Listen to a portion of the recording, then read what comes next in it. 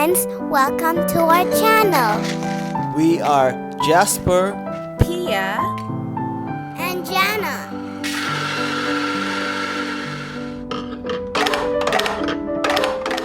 We are here to encourage you today. Just keep on keeping on.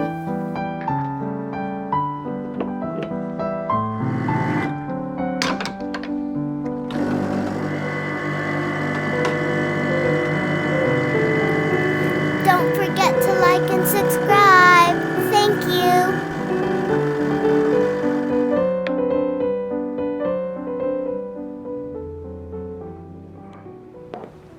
Hi friends, today I am going to share with you a simplified yet highly efficient meal planning system. So stick around, don't give up, and just keep on keeping on. My meal planning system is minimal in approach in a way that my choices are narrowed down, avoiding the feeling of overwhelm. Yet it does not sacrifice favorites, healthy options, and variety. I have tried multiple methods in the past, but I have been sticking to this for 2 years now, meaning this is working well for us.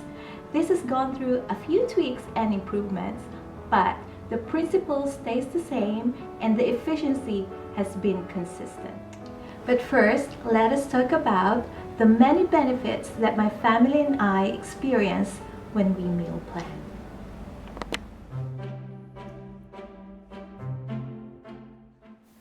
First, it saves us energy. Every day, for most of us, we eat at least 3 times a day. Yet, for a lot of us, we face the day unprepared on what to feed our family, leaving us scrambling at the last minute, often leading to anxiety and unwise choices.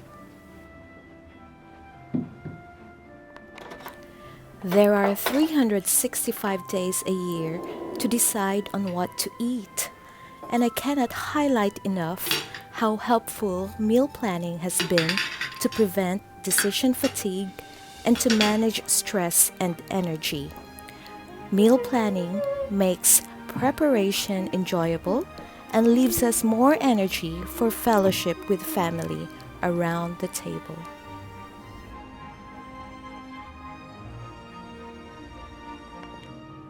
Number 2, it saves us time.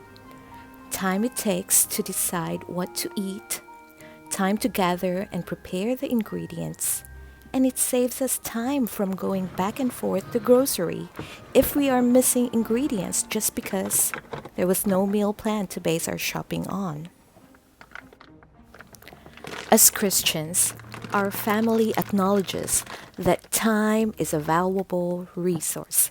Therefore, it should be a conscious effort not to be wasteful of it. In the book of Psalm, chapter 90, verse 12, it says, "So teach us to number our days, that we may apply our hearts unto wisdom." Thirdly, it makes listing for grocery easy. It's hard to shop without a list. Listing for grocery becomes direct to the point if I know what I am preparing for and how much of it I need. With a meal plan, grocery task is not daunting anymore. Decisions are made easy for my cart.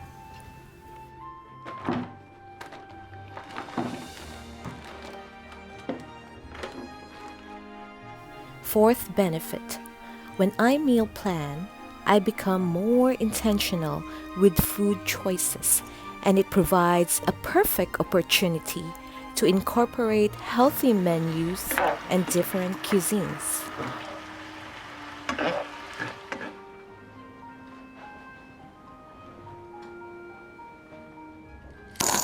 Another huge advantage of meal planning is that it saves us money in 2 ways. A, by not buying or cooking too much, and B, by not eating out or ordering in too often. We do takeaways and we dine out from time to time, but If we do this too often within a week, it will account to be really expensive, and I believe that's not how God wants us to manage financial resources. So, I meal plan, and we try to stick to it as much as possible. When I identify a situation that calls for reasonable practicality, I don't shy away from outsourcing cooked food. Just because home cooked meal is great does not mean it is the best option in every situation. But as a recipient of a provision to buy food, I should humble myself and reflect whether I am still wisely managing God's blessings or I am already being wasteful of them.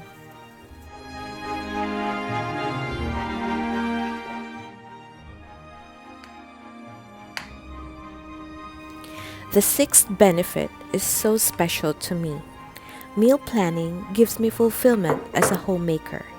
Yes, even if my husband is the main chef of our family. Without meal planning, the forementioned benefits will be out of our touch. On weeks that I skip it, there is constant clutter in my mind, and I would feel responsible for falling short as the person in charge to set the tone of our home. Let me share verse 27 of Proverbs chapter 31, which says, "She looketh well to the ways of her household, and eateth not the bread of idleness."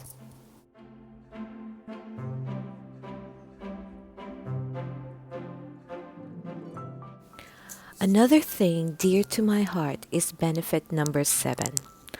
Meal planning allows me to teach a life skill to my child. I have a 7-year-old, and one day she will be on her own. One day she will be somebody's wife and somebody's mother. And I know she will be glad she has grown in a home doing meal planning and was taught by example by the grace of God. I pray that in this ministry called motherhood, I will be able to teach my daughter impactful skills even in the mundane.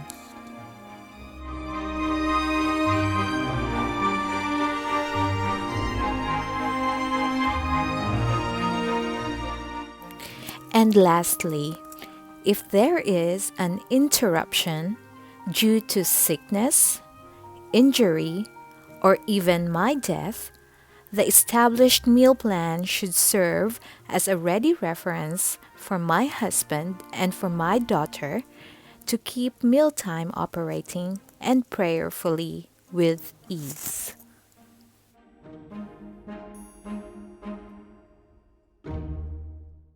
So this is how I meal plan. The process is divided into 2 parts. Part A is a master meal plan and Part B the weekly meal planning.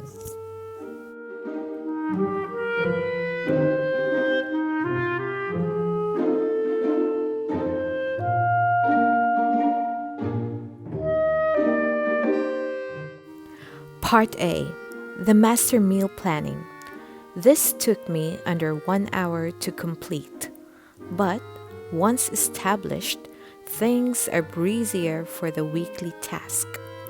This serves us for months or for years on end. I edit this as our dietary needs change, or simply when preferences change. Important note, this master meal planner is key in sustaining this meal planning habit.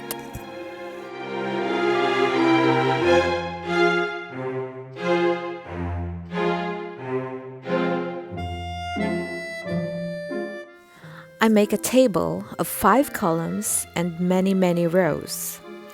Columns 2 to 5 are for weeks 1 through 4. Yes, the meal plan is simplified into a 4-week rotation.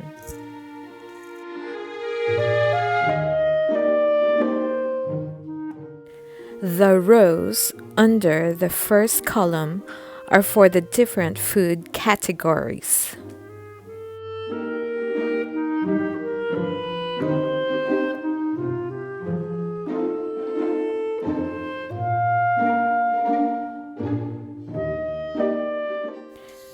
When I was only starting this method, I was careful not to overdo it. I started with only 7 categories. My focus was to start small, get used to it, and then build from there. I have edited this master meal plan 3 times since starting this system 2 years ago.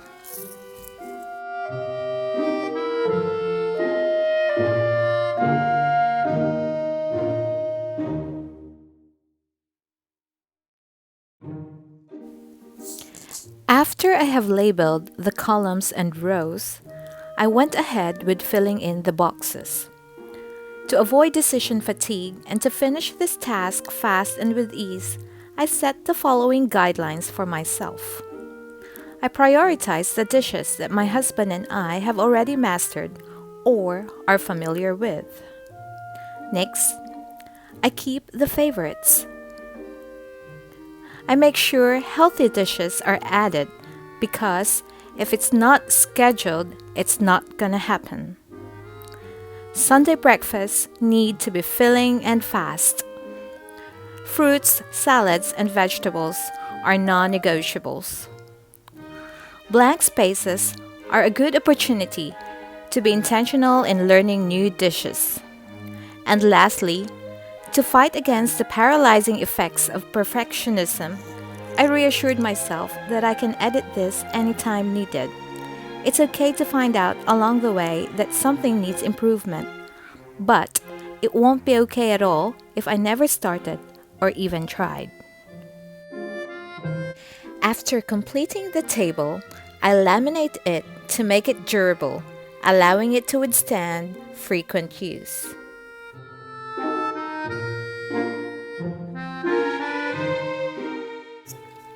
And that's the end of Part A.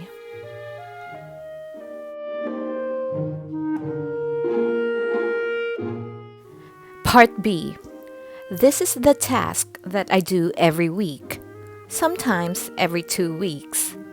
This usually takes me between 20 and 30 minutes to complete, a great investment of time to take care of our meals for the next 7 to 14 days. First, I check our fridge and freezer of goods that we currently have, and I take note of them.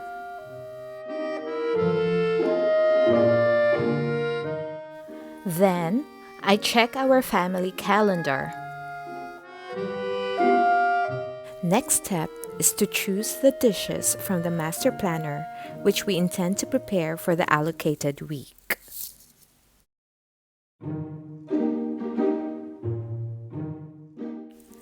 I then assign cooking them to certain days of the week. Yes, we are intentional in making extra for work and for later meals. We don't cook every day, and we are happy with it. It frees us time every other day to do other important things, or to simply just relax in between cooking days. By the way, we are not fixated with these assigned days. We keep it realistic and as flexible as the demands of our week pop up. What's important is we are prepared to cook these certain number of meals for such a week.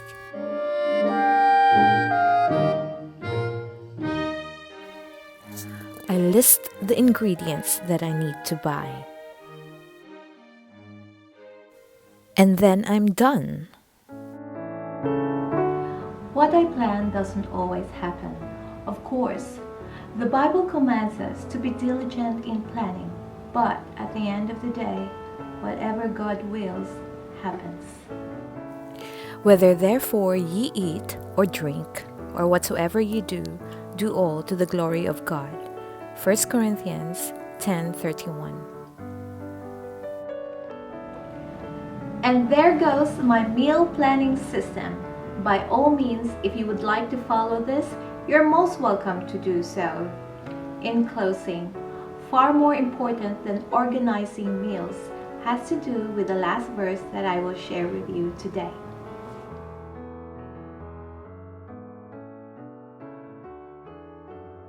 No amount of worldly success can ever satisfy and surely save our soul. only Jesus can.